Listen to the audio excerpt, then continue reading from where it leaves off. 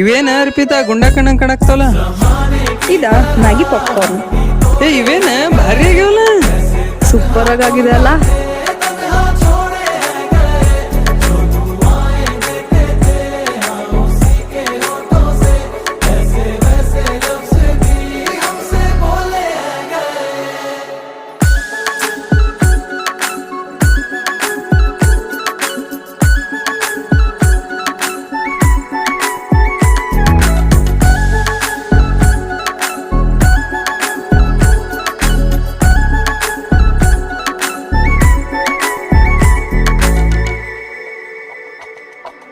बैठो किसी रोज तन्हाई में रखो सामने वक्त के आई ಮ್ಯಾಗಿ ಮಸಾಲ ಹಾಕಿದಿಲ್ಲ, ಮ್ಯಾಗಿ ತಿಂದಂಗ ಆಗ್ತಾವ.